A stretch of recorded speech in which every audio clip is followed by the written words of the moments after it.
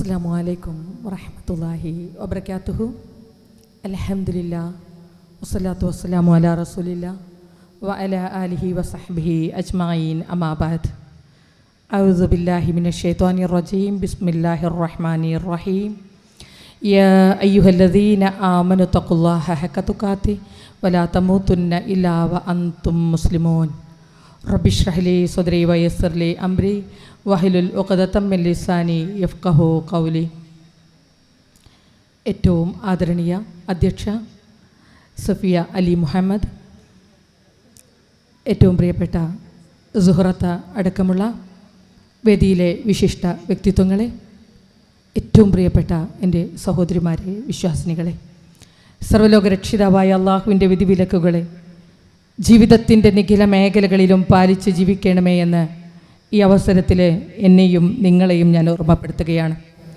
സർവശക്തനായ റബ്ബ് നമുക്കെല്ലാവർക്കും നൽകിയിട്ടുള്ള ഏറ്റവും വലിയ ഭാഗ്യം നമ്മളെല്ലാവരും മുസ്ലിങ്ങളാണ്, വിശ്വാസികളാണ് എന്നുള്ളതാണ്. ആ പരമമായ ഭാഗ്യത്തെ പരമാവധി ഉപയോഗപ്പെടുത്തിക്കൊണ്ട് രഹസ്യത്തിലും പരസ്യത്തിലും അള്ളാഹുവിൻ്റെ വിധിവിലക്കുകളെ പാലിച്ച് ജീവിച്ചുകൊണ്ട് നിർബന്ധമായും മരണം നാളെ കൺമുൻപിലേക്ക് കടന്നു വരുമ്പോൾ മനസ്സ് പതറിപ്പോകാതെ, നാവടറിപ്പോകാതെ ലാ ഇലാഹ ഇല്ലല്ലാഹ് എന്ന കലിമത്തു തൗഹീദ് ഉച്ചരിച്ച് മരിച്ചു പോകുവാനുള്ള ഭാഗ്യം അല്ലാഹു റബ്ബുൽ ഇസ്സത്ത് നമുക്കെല്ലാവർക്കും പ്രദാനം ചെയ്യുമാറാകട്ടെ. ചരിത്രം രചിച്ച മാതൃകാ മഹതികൾ എന്ന വിഷയത്തെ അധികരിച്ചുകൊണ്ടാണ് എനിക്ക് നിങ്ങളോട് സംസാരിക്കുവാനുള്ളത്. എന്നെയും നിങ്ങളെയും പോലെ ലഭിക്കപ്പെട്ട തുച്ഛമായ ആയുസ്സിനെ കൃത്യമായ രൂപത്തിൽ ഉപയോഗപ്പെടുത്തി വരും തലമുറക്ക് വെളിച്ചമാകാൻ പാകത്തിൽ അതിനെ അടയാളപ്പെടുത്തി കടന്നുപോയവരെയാണ് ചരിത്രം രചിച്ചവർ എന്ന് നമ്മൾ വിളിക്കുന്നത്. ഈ ഒരു വിഷയം നിങ്ങൾക്ക് മുമ്പിൽ പറയുന്നതിന് മുമ്പ് എന്നെയും നിങ്ങളെയും എനിക്ക് ബോധ്യപ്പെടുത്തുവാനുള്ളത്, നമ്മളൊക്കെ ലഭിക്കപ്പെട്ട അവസ്ഥകളെ കൃത്യമായി ഉപയോഗിക്കുന്നുണ്ടോ എന്നുള്ള വിലയിരുത്തലായിരിക്കണം ഈ ഒരു സംസാരത്തിൻ്റെ ഉദ്ദേശം എന്നുള്ളതാണ്. ഓരോരുത്തരും താന്താങ്ങളിലേക്ക് ഇറങ്ങി ചിന്തിക്കണം. പ്രത്യേകമായ ഒരു അവസരം ലഭിക്കപ്പെട്ടതിൻ്റെ പേരിലല്ല അവരാരും ചരിത്രം കുറിച്ച് കടന്നുപോയത് എന്ന് നമ്മൾ അറിയണം. ലഭിക്കപ്പെട്ട അവസ്ഥകളെ ഉപയോഗപ്പെടുത്തുക മാത്രമാണ് അവർ ചെയ്തത്. പക്ഷേ പലപ്പോഴും ഈ ഒരു തുച്ഛമായ ജീവിതത്തെ ഇതിനെ മാത്രം മുഖവിലക്കെടുത്തുകൊണ്ട് കടന്നു പോകുന്ന നമുക്ക് ഒന്നും ചെയ്യാനില്ലാത്തവരായി കടന്നു പോകേണ്ടി വരുന്നു. ഒരുപക്ഷെ ലഭിക്കപ്പെടുന്ന അനുഗ്രഹീതമായ അവസ്ഥകളെപ്പോലും ഉപയോഗപ്പെടുത്താതെ നമ്മൾ കടന്നു പോകുന്നു. വിശുദ്ധ ഖുർആൻ ചരിത്രത്താളുകൾ തുറന്നു വെക്കുമ്പോൾ വിശ്വാസികളുടെ മാതൃക പറയുന്നതിന് മുമ്പ് അവിശ്വാസികൾക്ക് ഉപമയായിക്കൊണ്ട് രണ്ട് സ്ത്രീകളെ ഉപമിക്കുന്നുണ്ട്. അതിലൂടെ നമ്മൾ മനസ്സിലാക്കേണ്ടത്, തങ്ങൾക്ക് ലഭിക്കപ്പെട്ട അനുഗ്രഹീതമായ അവസ്ഥകളെ ഉപയോഗപ്പെടുത്താതെ ദുരുപയോഗം ചെയ്ത് കടന്നുപോയ ആ സ്ത്രീകളെ സംബന്ധിച്ചാണ്. അപ്രകാരമാണോ നമ്മളുമെന്ന്, അതിൻ്റെ അവസ്ഥകളിലേക്ക് നമ്മളും കടന്നു പോകുന്നുണ്ടോ എന്ന് ആത്മവിചിന്തനം നടത്തുന്നതിന് വേണ്ടിയാണ് നമ്മൾ ഇത്തരം ചർച്ചകളൊക്കെ തന്നെയും സംഘടിപ്പിക്കേണ്ടത്. അല്ലാഹു സൂറത്ത് തഹരീമിൽ പറയുന്നുണ്ട്, ദറബല്ലാഹു മസലൻ ലില്ലദീന കഫറു. അവിശ്വാസികൾക്ക് ഉപമയായിക്കൊണ്ട് അല്ലാഹു പഠിപ്പിച്ചു തരികയാണ്. ഇംറഅത നൂഹ് നബി അലൈഹിസ്സലാമിൻ്റെ ഭാര്യ, വംറഅത ലൂത്ത് അലൈഹിസ്സലാമിൻ്റെ ഭാര്യ. അവരുടെ പ്രത്യേകത എന്താ?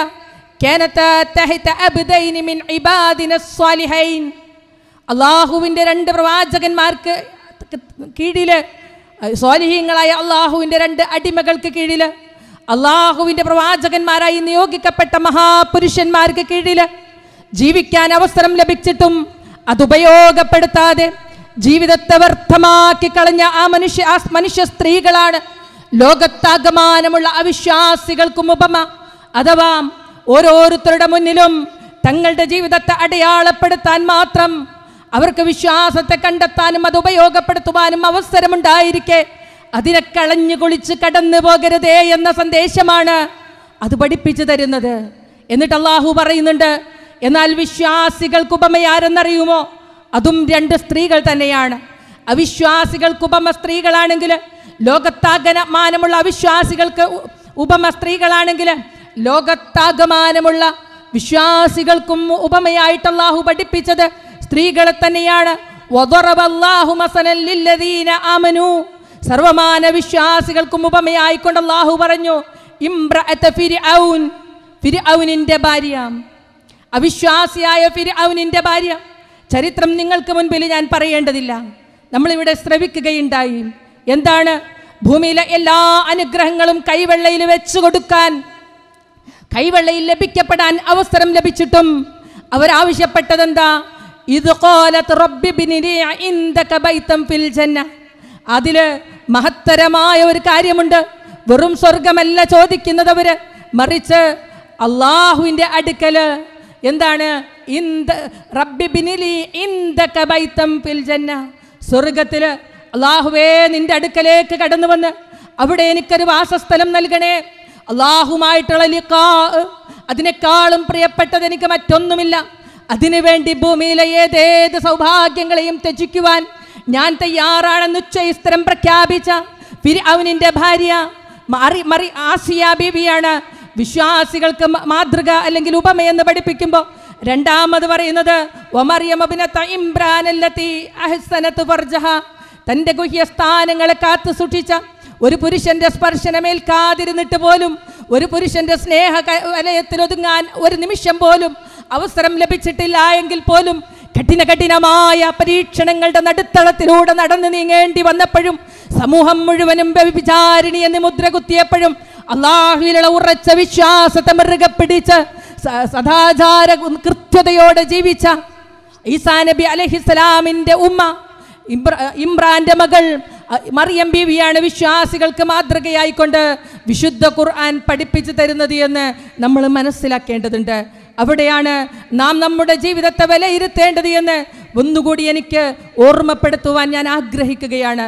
പ്രിയപ്പെട്ടവരെ, അപ്രകാരം ചരിത്രത്താളുകളിൽ തങ്ങളെ അടയാളപ്പെടുത്തിയ അനേകം ആളുകളെ നമുക്ക് കാണാൻ സാധിക്കും. നേരത്തെ ഒരുപാട് സ്വഹാബ വനിതകളുടെ ചരിത്രം നമ്മളിവിടെ കേൾക്കുകയുണ്ടായി. കൊൾമിയർക്കൊള്ളുന്ന ചരിത്രമാണ്.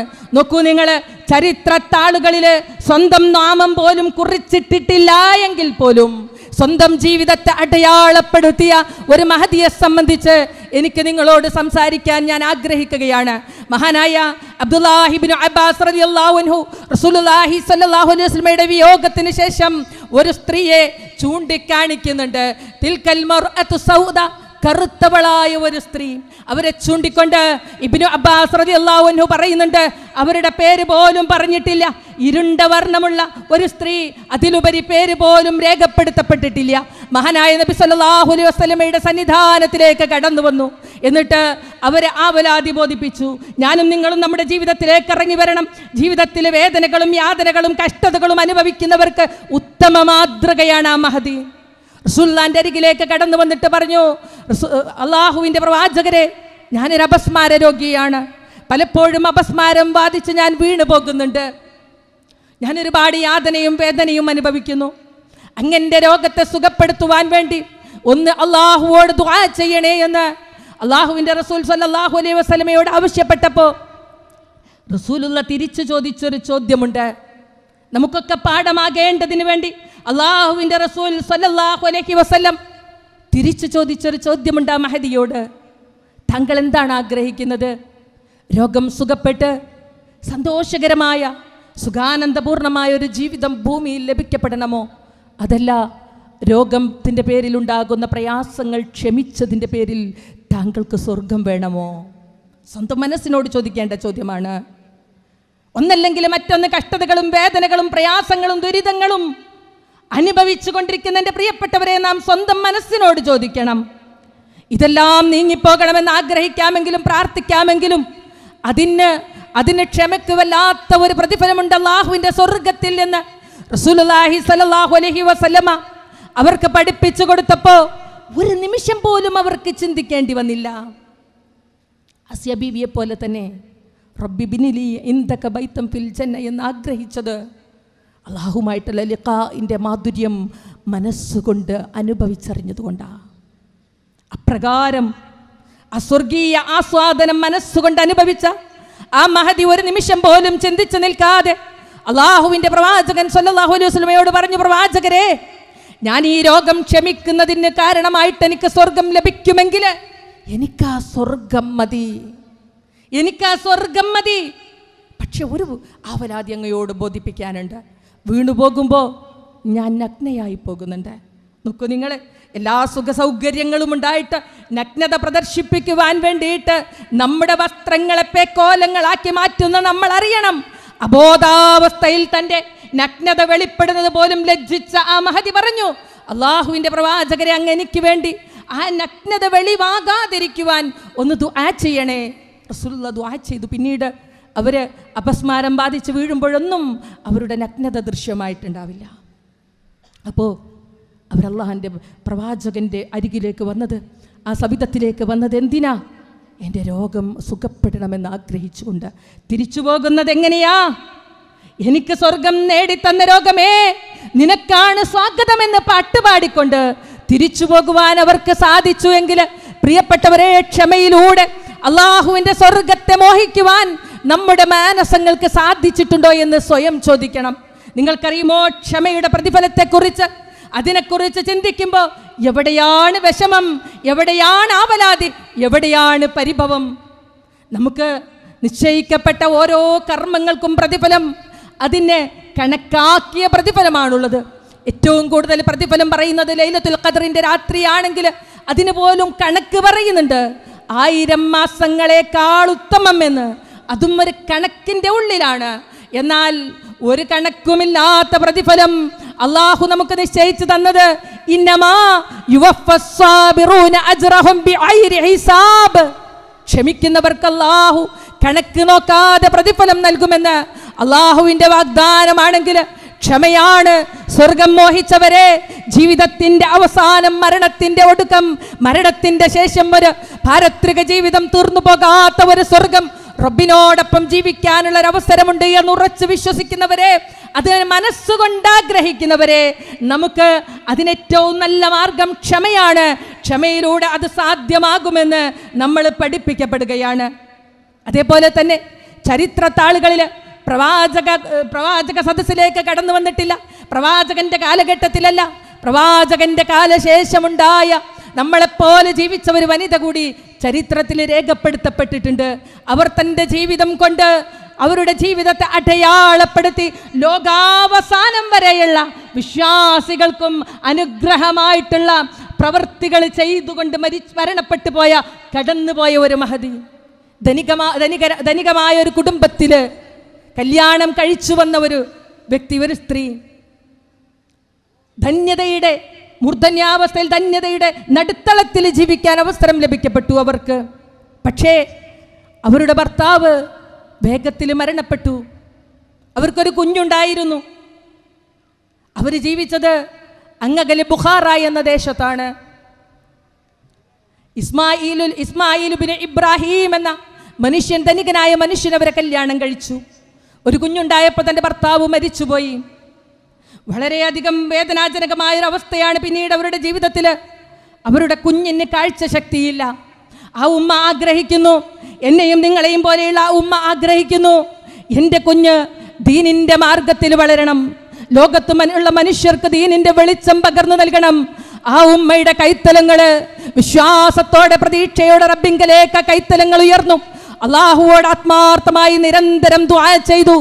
അവരുടെ മകന് കാഴ്ച തിരിച്ചു കിട്ടി. ആ മകനെ ഇസ്ലാമിൻ്റെ പാതയിലൂടെ വളർത്തി വലുതാക്കി. എന്നിട്ട് ആ മകൻ പിന്നീട് ആരായി തീർന്നു എന്ന് നിങ്ങൾക്കറിയുമോ? ബുഖാറയിൽ ജീവിച്ച എന്നെയും നിങ്ങളെയും പോലെയുള്ള ഒരു സ്ത്രീ വളർത്തിയ ആ മകൻ പിന്നീടായി തീർന്നത് ആരാണ്? മുഹമ്മദ് ബിൻ ഇസ്മായിലുൽ ഇബ്രാഹിമുൽ ബുഖാരി എന്നറിയപ്പെട്ട, മുഹമ്മദ് ബിൻ ഇസ്മായിലുൽ ബുഖാരി എന്നറിയപ്പെട്ട ഇമാം ബുഖാരിയുടെ മാതാവ് തൻ്റെ ഭർത്താവിൻ്റെ സാന്നിധ്യത്തിലല്ല മകനെ വളർത്തിയത്. അള്ളാഹുവിൻ്റെ ദീനിൻ്റെ വെളിച്ചത്തിലേക്ക് ആ ഉമ്മ കൈപ്പിടിച്ച് നടത്തി. ആ മകൻ്റെ കാഴ്ചശക്തിയെപ്പോലും പ്രാർത്ഥനയിലൂടെ തിരിച്ചു പിടിക്കാൻ ആ മാതാവിന് സാധിച്ചിട്ടുണ്ട് എങ്കിൽ ചരിത്രം കുറിക്കേണ്ടത് ഇപ്രകാരമാണ്. സ്വന്തം മക്കൾക്ക് ദീനിൻ്റെ പാതയിലേക്ക് വെളിച്ചം പകർന്നു നൽകുമ്പോൾ ഈ ലോകത്ത് നമ്മൾ നമ്മുടെ ദീനിനെ, നമ്മുടെ വിശ്വാസത്തെ അടയാളപ്പെടുത്തിക്കൊണ്ടാണ് നമ്മൾ ഓരോരുത്തരും കടന്നു പോകുന്നത് എന്ന് നമുക്ക് കാണാനായിട്ട് സാധിക്കും പ്രിയപ്പെട്ടവരെ. അതേപോലെ തന്നെ ജീവിതം കൊണ്ട് ഓരോരുത്തരും എഴുതി തീർത്ത ചരിത്രരേഖകൾ വായിക്കുമ്പോൾ നമ്മുടെ ഹൃദയം കോൾമിയർക്കൊള്ളും.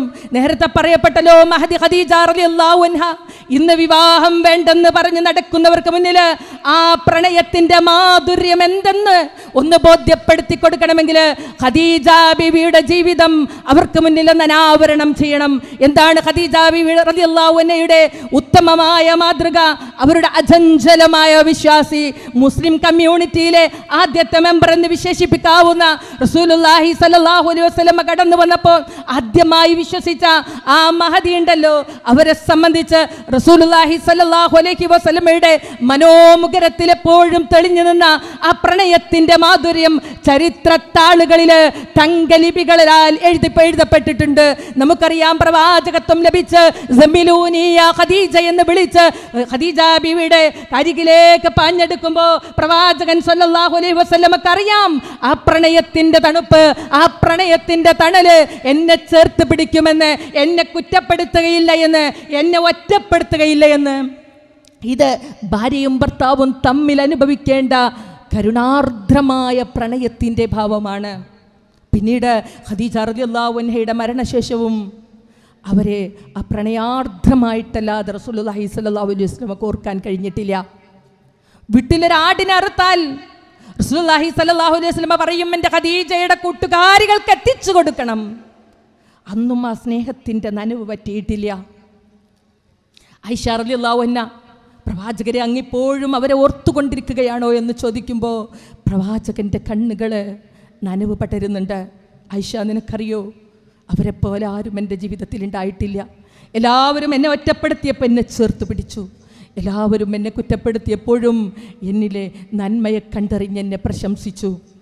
എല്ലാവരും എന്നെ ദരിദ്രനാക്കിയപ്പോൾ എന്നെ ധനികനാക്കിയ അവരിൽ നിന്നാണ് എനിക്ക് മക്കൾ പിറന്നതെന്ന് പറയുമ്പോൾ ആ കണ്ണുകളിൽ നനവ് പടർന്നിട്ടുണ്ട്. ഒരിക്കൽ മഹദി ഹാല റളിയല്ലാഹു അൻഹ, ഖദീജ ബീവിയുടെ സഹോദരി, അവരുടെ ശബ്ദം വളരെ സാമ്യമുള്ളതാ. റസൂലുള്ളാഹി സ്വല്ലല്ലാഹു അലൈഹി വസല്ലമയുടെ അടുക്കലേക്ക് അസ്സലാമു അലൈക്കും യാ റസൂലല്ലാഹ് എന്ന് പറഞ്ഞ് കടന്നു വന്നപ്പോൾ എൻ്റെ ഖദീജയുടെ അതേ ശബ്ദം എന്ന് പറഞ്ഞ് പ്രവാചകൻ സല്ലല്ലാഹു അലൈഹി വസല്ലമ ആ നിമിഷത്തിലെ വികാരം അനുഭവിച്ചു. പ്രണയാർദ്രമായ നിമിഷങ്ങളെ ഓർത്തെടുത്തു. ചരിത്രത്താളുകളിൽ കാണാം നമുക്ക്, ബദറിൽ പിടിക്കപ്പെട്ട പടയാളികൾക്ക് മോചനദ്രവ്യവുമായിട്ട് വന്നപ്പോൾ പ്രവാചകപുത്രി സൈനബ് റളിയല്ലാഹു അൻഹ തൻ്റെ മാലയുമായിട്ട് കടന്നു വന്നു. ആ മാലയിലേക്ക് നോക്കിയിട്ട് പ്രവാചകന്റെ കൺതടങ്ങളിൽ നിന്നും കണ്ണുനീരുറ്റി വീണു. ഈ ചരിത്രങ്ങളെല്ലാം നിങ്ങൾക്കറിയുന്നതാ. ഇതെല്ലാം പറയുന്നത് എന്തിനാണെന്ന് അറിയുമോ? തീർച്ചയായിട്ടും പ്രിയപ്പെട്ടവരെ, ആ പ്രണയം നമ്മൾ ഇന്ന് സമൂഹത്തിൻ്റെ മുൻപിൽ അവതരിപ്പിക്കേണ്ടതുണ്ട്. വിവാഹത്തിൻ്റെ ശേഷം അനുഭവിക്കുന്ന ആ പ്രണയത്തെക്കാളും മധുരതരമായിട്ട് മറ്റൊന്നുമില്ല എന്ന് നമ്മൾ അറിയേണ്ടതുണ്ട്. ഇവിടെ നമ്മൾ മനസ്സിലാക്കുകയുണ്ടായി, മഹദി ആയിഷ റളിയല്ലാഹു അൻഹയുടെ ജീവിതം ഓരോ വിശ്വാസിനികൾക്കും മാതൃകയാണ്. 18ാമത്തെ വയസ്സിൽ പ്രവാചകന്റെ വിയോഗം സംഭവിക്കുന്ന സമയത്ത് 18 വയസ്സ് മാത്രം പ്രായമുള്ള ആയിഷ റളിയല്ലാഹു അൻഹ പിന്നീട് നീണ്ട 40 വർഷക്കാലം ഈ ഇസ്ലാമിന് വേണ്ടി ജീവിച്ച ആ മഹദി, അത്യുന്നതമായ വിജ്ഞാനമുണ്ടായിരുന്ന മഹദി, അത്യുന്നതമായ ഓർമ്മശക്തികൾ ഉണ്ടായിരുന്ന ആ മഹദി, അവര് നമുക്കോരോരുത്തർക്കും മാതൃകയാ. അവരുടെ ആ വ്യക്തിത്വ പ്രഭാവം നമ്മളിങ്ങനെ ഒതുങ്ങി ജീവിച്ച് എല്ലാവരുടെ മുന്നിലും ഇങ്ങനെ കീഴ്വഴക്കം കാണിച്ച് ജീവിക്കുകയല്ല. ഭർത്താവിന് സ്നേഹം പകർന്നു നൽകി, അദ്ദേഹത്തിന് തണൽ നൽകി, അദ്ദേഹത്തോട് അനുസരണ കാണിച്ച് മക്കൾക്ക് വിശാലമായൊരു ഉമ്മയായി, അങ്ങനെ വ്യക്തിത്വ പ്രഭാവമുള്ള വാക്കുകൾക്കും നോക്കുകൾക്കും മൂർച്ചയുള്ള ഓരോരുത്തരും ആദരിക്കുന്നവരായി തീരണം നമ്മൾ. മഹദി ആയിഷ റളിയല്ലാഹു അൻഹയുടെ ആ വ്യക്തിത്വ പ്രഭാവത്തെ റസൂലുള്ളാഹി ഏറെ ഇഷ്ടപ്പെട്ടിരുന്നു. പ്രവാചകൻ സല്ലല്ലാഹു അലൈഹി വസല്ലമയോട് ചോദിക്കുന്നുണ്ട്, പ്രവാചകരെ, അങ്ങക്കാരെയാണ് ഇഷ്ടം? ഒരു നിമിഷം പോലും ചിന്തിക്കാതെ റസൂലുള്ളാഹി മറുപടി പറയുന്നു, എനിക്കെൻ്റെ ആയിഷയാണ് ഇഷ്ടം. ഒന്ന് ഓർക്കണം, അങ്ങനെ പറയുമോ നമ്മുടെ ഭർത്താക്കന്മാരെന്ന്?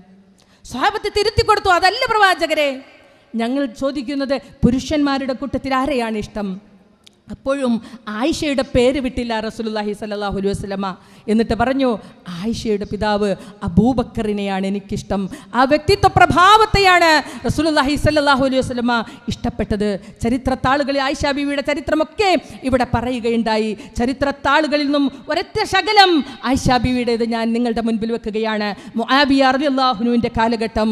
അദ്ദേഹം ആയിഷ ബീവി റളിയല്ലാഹു അൻഹയുടെ, നമ്മുടെ ഉമ്മ ആയിഷ ബീവിയുടെ അടുത്തേക്ക് ഒരു കാര്യം, ഒരാവശ്യം ഉന്നയിച്ചുകൊണ്ട് ആളെ പറഞ്ഞയച്ചു. അദ്ദേഹത്തിന് ഒരു ഉപദേശം നൽകണം, ഒരു വസിയ്യത്ത് നൽകണം. ആയിഷ റളിയല്ലാഹു അൻഹ മുആവിയ റളിയല്ലാഹു അൻഹക്ക് നൽകിയ ആ ഉപദേശം ഒരു പ്രവാചക വചനമായിരുന്നു. നമ്മൾ ഓരോരുത്തരും മനസ്സിൽ കുറിച്ചിടേണ്ട ഒരു ഉപദേശമാണത്. ആയിഷ റളിയല്ലാഹു അൻഹ മുആവിയ റളിയല്ലാഹു അൻഹക്ക് നൽകിയത് എന്താ? അവിടുന്ന് പറയും, റസൂലുള്ളാഹി സ്വല്ലല്ലാഹു അലൈഹി വസല്ലമയുടെ വചനങ്ങൾ ഇപ്രകാരമാണ്: ആളുകൾക്ക് ഇഷ്ടപ്പെടില്ല എന്നറിഞ്ഞിട്ടും അള്ളാഹുവിൻ്റെ ഇഷ്ടം നേടാൻ വേണ്ടി കൃത്യമായി മനസ്സിലാക്കണേ, ആളുകൾക്ക് ഇഷ്ടമാവില്ല എന്നറിഞ്ഞിട്ടും അള്ളാഹുവിൻ്റെ ഇഷ്ടം നേടാൻ വേണ്ടി ആര് പരിശ്രമിക്കുന്നുവോ, ആര് പണിയെടുക്കുന്നുവോ അവർക്കല്ലാഹു മതി. അവരുടെ കൂടെ ഒരു മനുഷ്യനുമില്ലെങ്കിലും ശരി, അവർക്കല്ലാഹു മതി. നാം നമ്മളിലേക്ക് ഇറങ്ങി ചിന്തിക്കുക. മനുഷ്യരെന്ത് വിചാരിക്കും, മനുഷ്യരെന്ത് പറയും? അല്ലേ, ഇന്ന് നമ്മുടെ കലാലയങ്ങളിലേക്ക് കടന്നു ചെല്ലുമ്പോൾ ഇസ്ലാമിക വേഷം ധരിക്കാത്തതിൻ്റെ കാരണം ചോദിക്കുമ്പോൾ നീയൊക്കെ വളരെ പ്രാകൃതമായ ഒരു വിഭാഗത്തിലുള്ളവളാണോ എന്ന് നമ്മളെ ചോദിച്ച് പരിഹസിക്കുന്നു എന്ന് പറഞ്ഞുകൊണ്ട് വേഷം പോലും ഇസ്ലാമികമാക്കാൻ മടിക്കുന്നവരുടെ കാലഘട്ടത്തിൽ ഏറെ പ്രസക്തമാണ് ഈ വിഷയം. റസൂലുള്ള പറയുന്നു, മറ്റുള്ളവർ നമ്മളെ ഇഷ്ടപ്പെടില്ല എന്നറിഞ്ഞിട്ടും, മറ്റുള്ളവർ നമ്മളെ പരിഹസിക്കുമെന്ന് പറഞ്ഞിട്ടും അള്ളാഹുവിൻ്റെ ഇഷ്ടം നേടാൻ പരിശ്രമിക്കുന്നവർക്ക് അള്ളാഹു മതി. ലോകത്ത് വേറൊരു മനുഷ്യനും അവരുടെ കൂടെയില്ല എങ്കിൽ. എന്നാലാകട്ടെ, ആളുകളുടെ ഇഷ്ടം നേടാൻ വേണ്ടി അള്ളാഹുവിൻ്റെ ഇഷ്ടത്തെ ആരെങ്കിലും അവഗണിച്ചാൽ, അള്ളാഹുവിൻ്റെ അനിഷ്ടത്തെ ആരെങ്കിലും സമ്പാദിച്ചാൽ അള്ളാഹു അദ്ദേഹത്തെ കൈയൊഴിയും. ഭയാനകമാണ്, ഭയാനകമാണ്. പടച്ചോന് പൊരുത്തണ്ടാവില്ല എന്നറിഞ്ഞിട്ടും മനുഷ്യന്മാരുടെ മുഖം നന്നാക്കാൻ വല്ല പ്രവൃത്തിയും ചെയ്യുന്നവരെ അള്ളാഹു കൈയൊഴിയും. മാത്രമല്ല, അള്ളാഹു ആ മനുഷ്യനെ ജനങ്ങൾ കേൾപ്പിച്ചു കൊടുക്കും. അള്ളാഹു കൈയൊഴിയുമെന്ന് പറഞ്ഞാൽ പിന്നീട് നമുക്ക് വന്നെത്തുക അള്ളാഹുവിൻ്റെ സഹായമില്ലാത്ത, അള്ളാഹുവിൻ്റെ കാരുണ്യമില്ലാത്ത അവസ്ഥകളായിരിക്കുമെന്ന് ഇവിടെ നമ്മൾ പഠിക്കുകയാണ് പ്രിയപ്പെട്ടവരെ. അതുകൊണ്ട് എനിക്ക് പറയുവാനുള്ളത്, നമ്മുടെ ജീവിതത്തെ ഇപ്രകാരം നമ്മൾ അടയാളപ്പെടുത്തണം. ചരിത്രത്താളുകളിൽ നിന്ന് മറ്റൊരു മഹദിയുടെ നാമം കൂടി ഓർക്കുകയാണ്. ഈ ഒരു അവിശ്വാസത്തിൻ്റെ കാലഘട്ടത്തിൽ, മതനിരാസത്തിൻ്റെ കാലഘട്ടത്തിൽ നമ്മൾ ഓർക്കേണ്ട ഒരു മഹദിയുണ്ട്. പ്രവാചക പത്നി ഉമ്മു സലമ റളിയല്ലാഹു അൻഹ. ത്യാഗോജ്ജലമായ ജീവിതമാണത്. പ്രവാചകൻ സല്ലല്ലാഹു അലൈഹി വസല്ലമയിൽ വിശ്വസിച്ചതിൻ്റെ പേരിൽ പ്രയാസങ്ങൾ അനുഭവിച്ച് ആദ്യം ഹബശയിലേക്കും പിന്നീട് മദീനയിലേക്കും പലായനം ചെയ്ത ഉമ്മു സലമ റളിയല്ലാഹു അൻഹയുടെ ചരിത്രം നിങ്ങൾക്ക് ഓരോരുത്തർക്കും അറിയാം. അബൂ സലമ എന്ന തൻ്റെ ഭർത്താവിനും സലമ എന്ന തൻ്റെ കുഞ്ഞിനുമൊപ്പം യാത്ര ചെയ്യുന്ന ഘട്ടത്തിൽ അവരെ വഴിയരികിൽ ഉമ്മു സലമ റളിയല്ലാഹു അൻഹയുടെ ആൾക്കാർ പിടിച്ചു വെക്കുന്നുണ്ട്.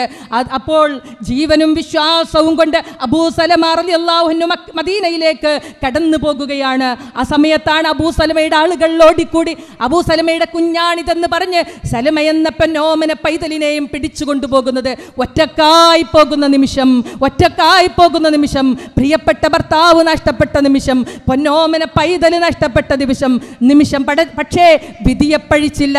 അള്ളാഹുവിൽ വിശ്വസിച്ചതിൻ്റെ പേരിൽ അള്ളാഹു എനിക്കെന്തിനീ വിധി തന്നു എന്നവർ ചോദിച്ചിട്ടില്ല. അള്ളാഹുവിൽ തവക്കുൽ ചെയ്തു. തൻ്റെ പ്രിയതമനെ ഓർത്ത്, പൊന്നോമന പൈതലിനെ ഓർത്ത് അവര് നഷ്ടപ്പെട്ട സ്ഥലത്ത് വന്നിരുന്ന് ഒരു വർഷക്കാലം ആ മഹദി കരഞ്ഞു എന്നും, പിന്നീട് അലിവ് തോന്നിയ തൻ്റെ കുടുംബക്കാർ അവരെ മദീനയിലേക്ക് പോകുവാൻ വേണ്ടിയിട്ട് അവർക്ക് അവസരം നൽകിയെന്നും, അങ്ങനെ അവരുടെ ചരിത്രം ഹൃദയത്തെ സ്പർശിക്കുന്നതാ. അത് നീട്ടിപ്പറയാൻ എനിക്ക് സമയമില്ല.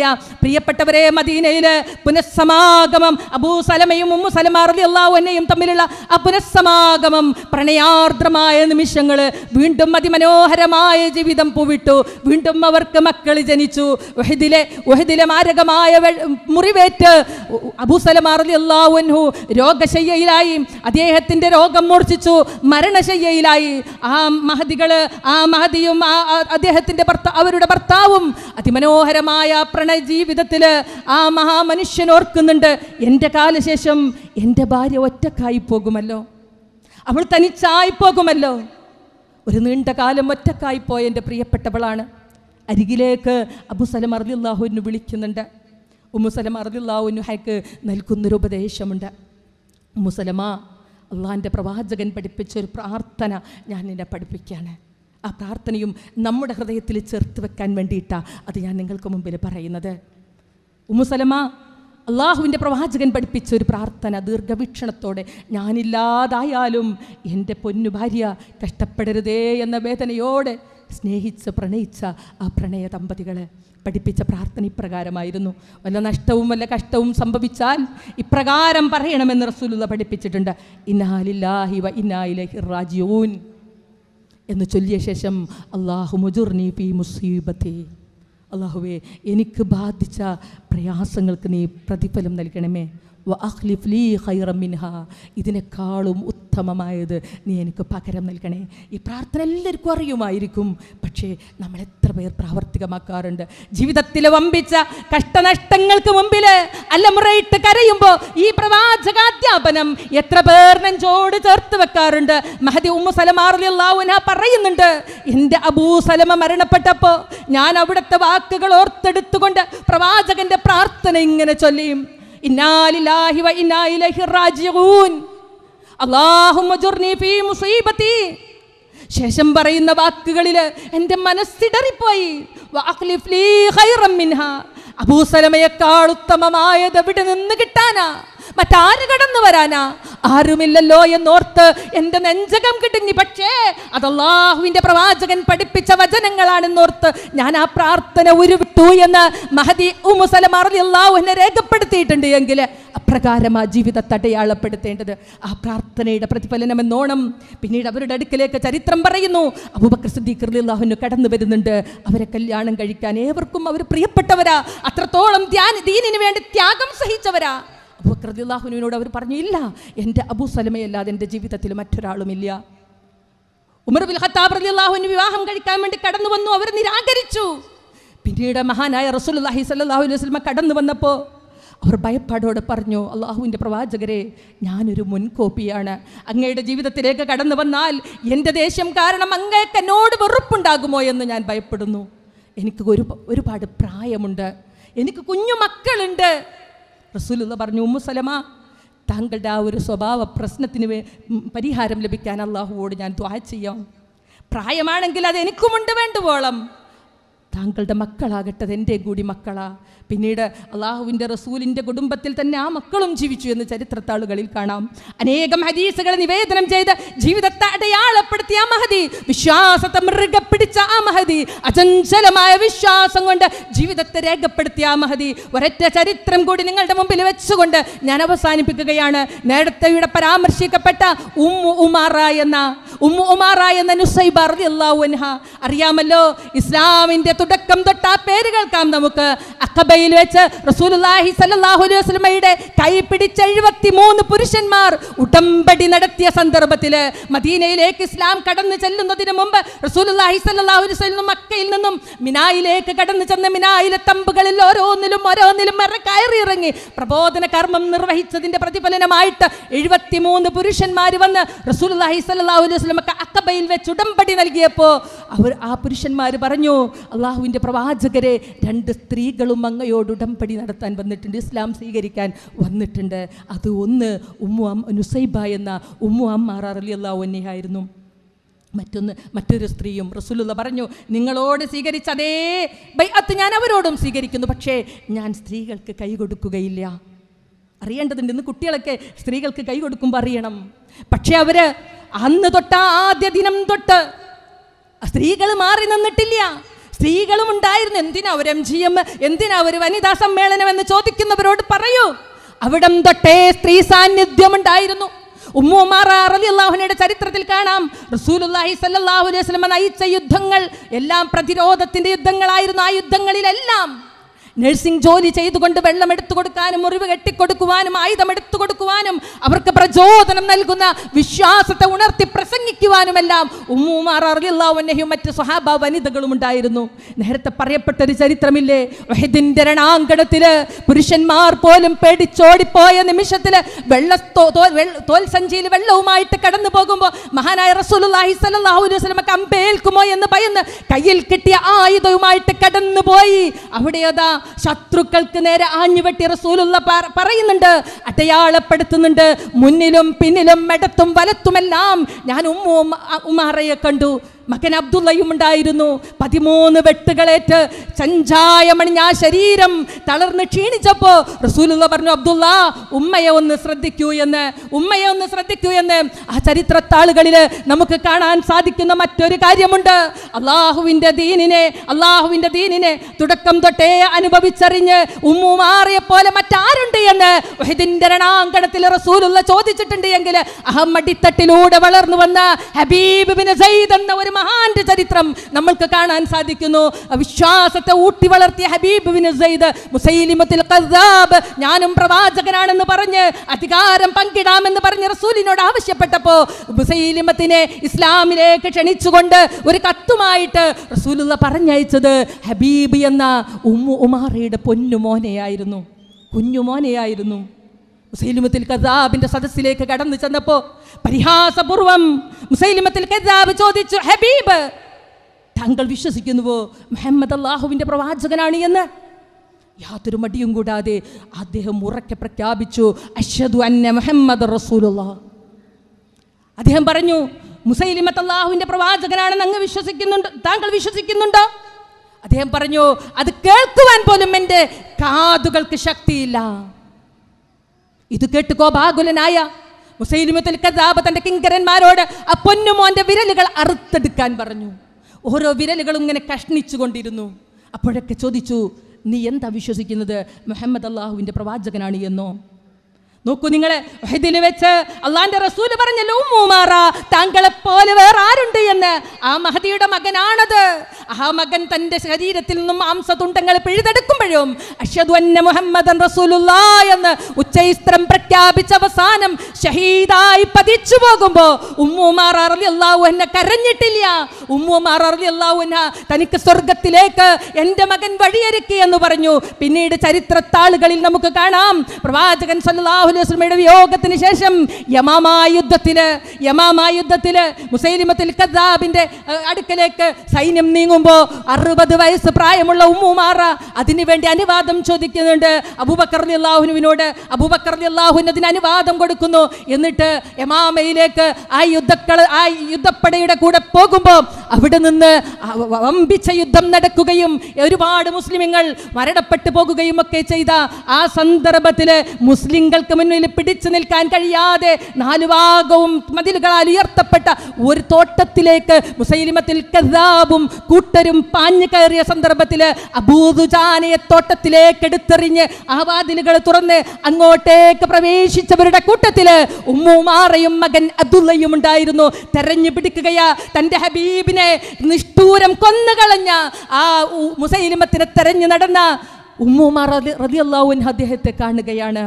അപ്പോഴാണ് വഹ്ശിയുടെ, അന്ന് മുസ്ലിമായി തീർന്നിട്ടുള്ള വഹ്ശിയുടെ ഒരു ചാട്ടുളി അല്ലേ, പണ്ട് മഹാനായ ഹംസ റളിയല്ലാഹു അൻഹുവിനെ ചാട്ടുളി പ്രയോഗത്തിലൂടെ വധിച്ച വഹ്ശി അതിൻ്റെ പ്രായശ്ചിത്തം ചെയ്യാനെന്നോണം മുസൈലിമത്തുൽ കദ്ദാബിനെ ചാട്ടുളി എറിഞ്ഞു വീഴ്ത്തിയപ്പോൾ ഉമ്മുമാറയുടെ പൊന്നുമോൻ അബ്ദുള്ള ചെന്നിട്ട് വാളുകൊണ്ട് അദ്ദേഹത്തെ വധിച്ചു കളഞ്ഞു.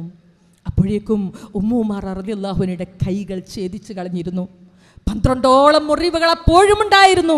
അപ്പോഴും അല്ലാഹുവിൻ്റെ മാർഗത്തിൽ ചോരച്ചായമണിഞ്ഞ മഹദി. എന്തുണ്ട് നമുക്ക് പറയാൻ? ഹബീബിനെ പോലെ ഒരു മകനെ വളർത്താൻ സാധിച്ചിട്ടുണ്ടോ? പരലോകമാണ് ഉത്തമം എന്ന ബോധ്യത്തോടെ, പരലോകത്തെക്കാളും വലുതായിട്ട് മറ്റൊന്നുമില്ലെന്ന ഉത്തമ ബോധ്യത്തോടെ ജീവിതം ഇന്ന് തീർന്ന് നാളെ മരണം സംഭവിച്ചാലും തീരാനുള്ളതല്ല ജീവിതം എന്ന ഉത്തമ ബോധ്യത്തോടെ അശ്ഹദു ലാ ഇലാഹ ഇല്ലല്ലാഹ് അശ്ഹദു അന്ന മുഹമ്മദൻ റസൂലുള്ളാഹി എന്ന് പ്രഖ്യാപിക്കുമ്പോൾ ഹൃദയത്തിൽ രോമാഞ്ചമുണ്ടാകുന്ന പൊന്നോമന മക്കളെ വളർത്താൻ നമുക്ക് സാധിച്ചിട്ടുണ്ടോ?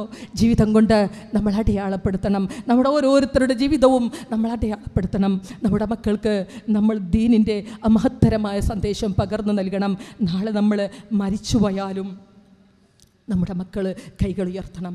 അവർക്ക് ദീനിനെ പറഞ്ഞു കൊടുത്ത പൊന്നുമക്കളെ, നിങ്ങൾ പരലോകത്തെനിക്ക് നഷ്ടപ്പെടരുതേ എന്ന് ആഗ്രഹിച്ച, ചുണ്ടുകളിലെപ്പോഴും അള്ളാഹുവിൻ്റെ ദിക്റുകൾ നിറഞ്ഞു നിന്ന, കൺതടങ്ങളിലെപ്പോഴും അള്ളാഹുവിനെ ഓർത്ത് നനവുകൾ പടർന്ന ആ ഉമ്മയെ അവരോർക്കും. നമ്മുടെ മരണശേഷവും നമസ്കാരപ്പായിലിരുന്നിട്ട് റബ്ബി റഹ്മഹുമാ കമാ റബ്ബയാനി എന്ന് സ്വൈറ എന്ന് പ്രാർത്ഥിക്കുമ്പോൾ ആ മക്കളുടെ മനസ്സിൽ വല്ലാത്തൊരു നീറ്റലുണ്ടാവും. എൻ്റെ ഉമ്മയോടൊപ്പം, എൻ്റെ വാപ്പയോടൊപ്പം എനിക്ക് സ്വർഗത്തിൽ പ്രവേശിക്കണം. പക്ഷേ ഓർക്കേണ്ടത്, ഞാൻ അവസാനിപ്പിക്കുക, അങ്ങനെ ഒരു ഉമ്മയെ അവർക്ക് ഓർത്തെടുക്കാൻ കഴിയുമോ?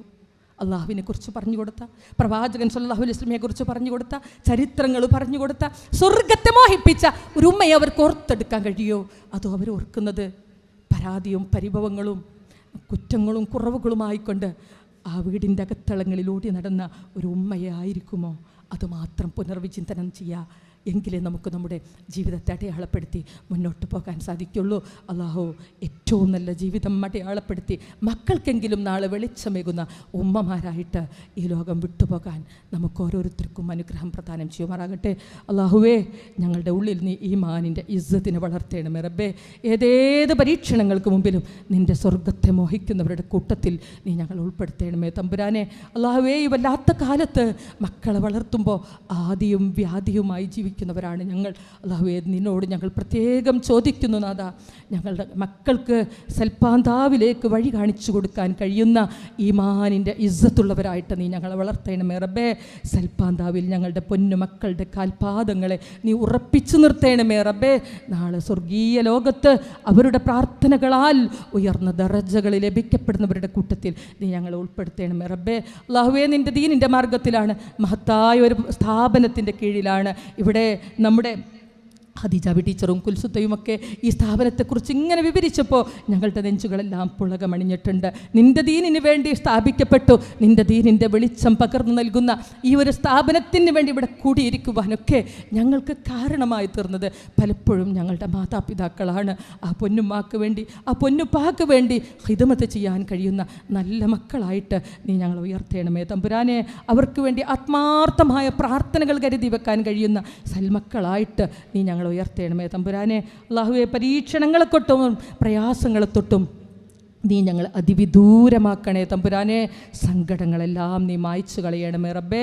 നീ നിർബന്ധമാക്കിയ വല്ല പരീക്ഷണങ്ങളും ഞങ്ങളുടെ ജീവിതത്തിലുണ്ട് എങ്കിൽ അത് ക്ഷമിക്കുവാനും സഹിക്കുവാനും മറികടക്കുവാനുമുള്ള ഈമാനിൻ്റെ കരുത്ത് നീ ഞങ്ങൾക്ക് പ്രദാനം ചെയ്യണമേ തമ്പുരാനെ. അല്ലാഹുവേ, നരക ശിക്ഷയെത്തൊട്ടും ഖബർ ശിക്ഷയെത്തൊട്ടും നീ ഞങ്ങളെ അതിവിദൂരമാക്കണേ നാഥാ, അതിവിദൂരമാക്കണേ തമ്പുരാനെ. അല്ലാഹുമ്മ അജ്ർനാ മിനന്നാർ വ അജ്രി വാലിദൈനാ മിനന്നാർ. റബ്ബനാ ആതിനാ ഫിദ്ദുനിയ حسنة وفي الآخرة حسنة وقنا عذاب النار. ربنا تقبل منا إنك أنت السميع العليم وتب علينا إنك أنت التواب الرحيم. الحمد لله رب العالمين. السلام عليكم ورحمة الله وبركاته.